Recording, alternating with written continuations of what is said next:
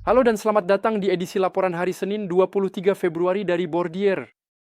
Pekan ini sangat kaya akan statistik dan indikator, terutama di Amerika Serikat, di mana perlu dicatat bahwa inflasi PCE sedikit lebih tinggi dari perkiraan untuk bulan Desember, yang menurut kami akan memperkuat sikap The Fed untuk menunggu sebelum melakukan penurunan suku bunga berikutnya. Namun juga di Amerika Serikat, PDB tahunan untuk kuartal keempat ternyata jauh di bawah perkiraan, yaitu sebesar 1,4%. Padahal konsensus para ekonom memperkirakan sebesar 2,8%. PDB ini terutama terbebani oleh kontribusi negatif dari pemerintah.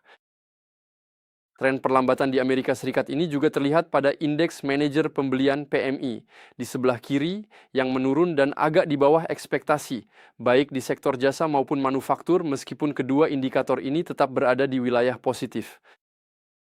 Kabar baik ini datang dari Eropa, atau kedua indeks ini menunjukkan tren naik dan positif, termasuk sektor manufaktur yang berada di angka 50,8. Hal ini menegaskan tren yang telah berlangsung selama lebih dari 1 tahun.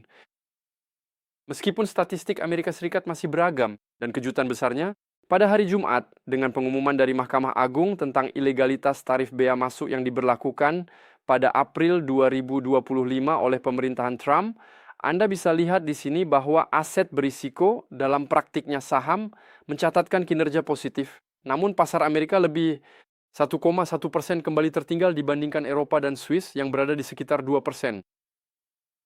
Sejak awal 2026, S&P 500 hanya mampu mencatatkan kenaikan tipis 1% dibandingkan 12% untuk pasar negara berkembang dan 7% untuk Eropa dalam dolar. Sementara itu, emas terus melanjutkan pemulihannya dan kini telah naik lebih dari 19% sejak awal tahun. Semua ini tentu membuat kami senang.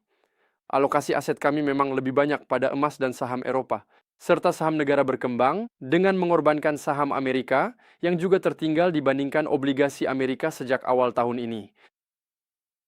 Meski begitu, masih ada peluang menarik di Amerika Serikat, khususnya di sektor utilitas, perusahaan listrik, di mana energi telah masuk ke dalam portofolio kami untuk memanfaatkan tema super siklus permintaan listrik.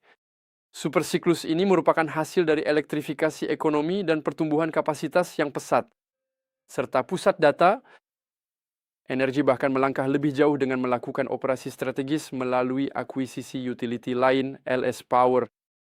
Langkah ini akan menggandakan kapasitas produksi listrik mereka, khususnya di Texas, sebuah wilayah yang sangat ketat, dan akan memberikan peningkatan signifikan pada laba per saham mereka, yang belum tercermin dalam valuasi mereka saat ini.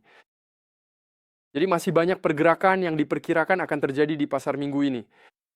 Terima kasih atas perhatian Anda dan sampai jumpa minggu depan.